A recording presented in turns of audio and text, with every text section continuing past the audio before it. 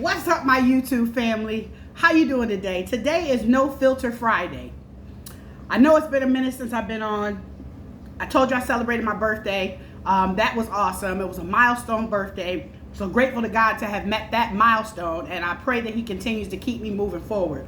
But with anything, I took some time to reflect, right? I think it's really good with any reflection moment. It's good to kind of know where you're going, and then guess what? We start forging and moving on ahead. So definitely grateful for that. And then also this time of year for me is, a time in my life where the day after the 4th of July, I really asked my Creator to remove some things out of my life, to remove some strongholds that were holding me back in life. I asked Him to do away with some things that would impede my ability to move on and live a fruitful life. And He did just that. And I'm ever so grateful, for Him doing that for me, for my Creator, thinking enough about me to do that. So today, again, I said it's No Filter Friday. I want to talk about some strongholds and self-righteousness, right?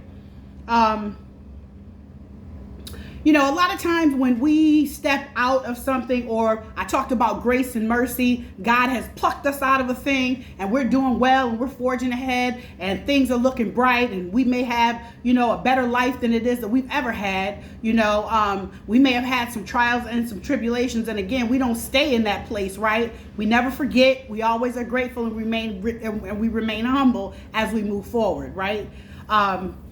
So for me, anytime I think about it in my life, I've been seeing things on social media, talking about grace. I've been seeing things on social media talking about mercy.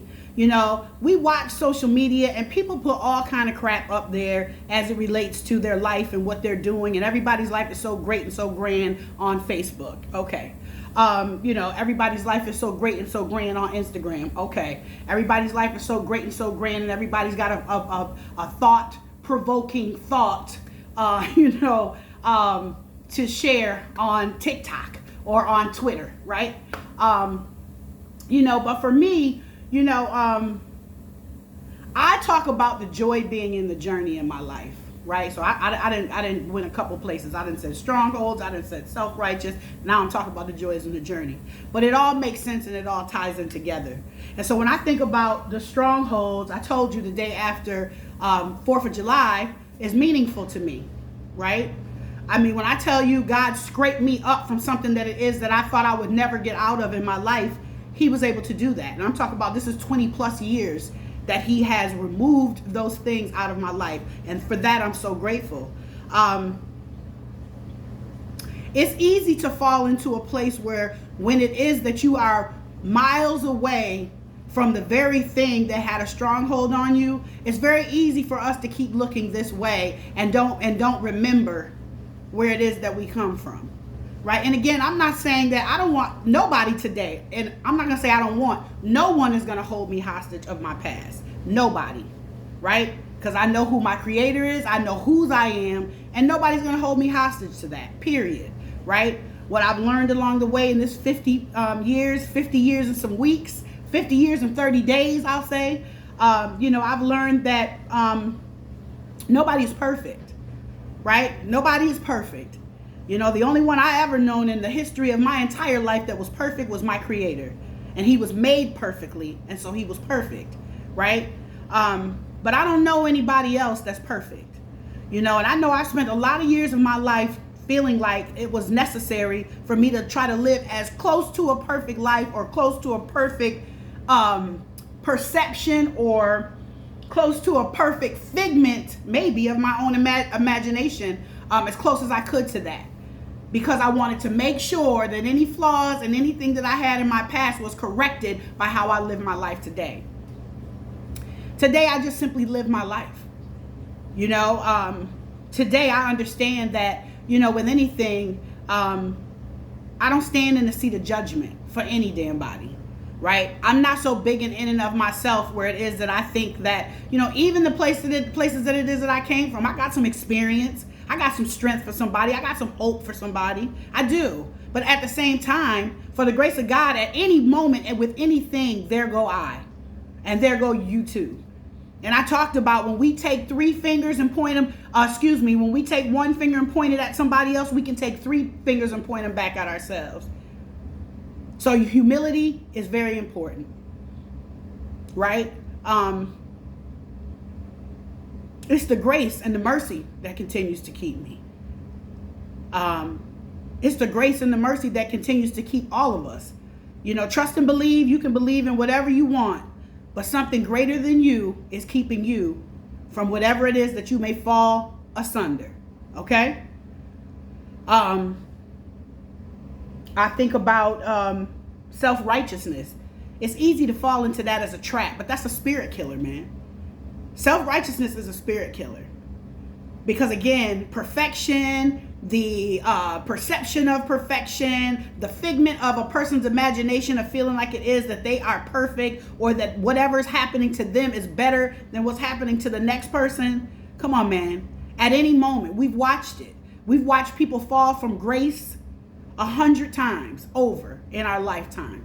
We've watched people, have to be shamed, right? Felt ashamed.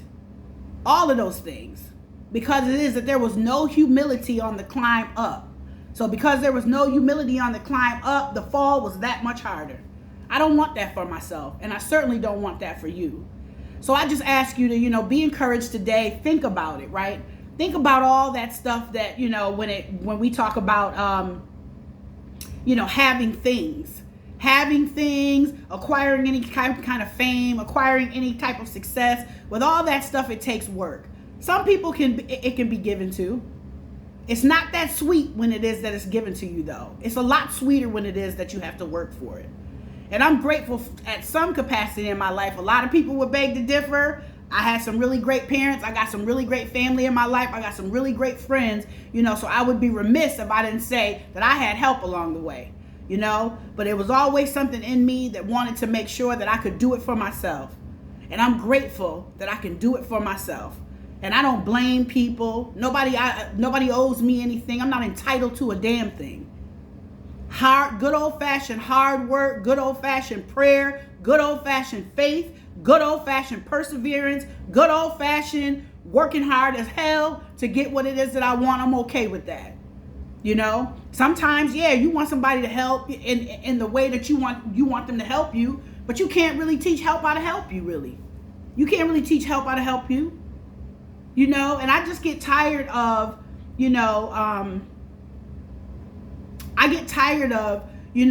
folk that feel like, whether they've helped you a time or two in your life, rather it is that they have $1 over a damn donut, that it is that now all of a sudden I'm better than you are.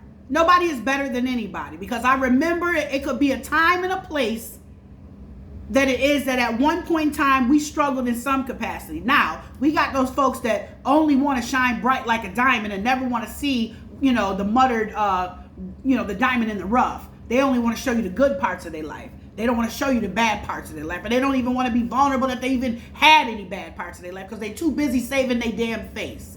I want to save my ass. I'm not into saving my face anymore. It's not that important for me to care about what everybody thinks about me. And I know y'all done heard me say this 1,000 times, but it just needed to be said today. It just needed to be said. It needed to be called out.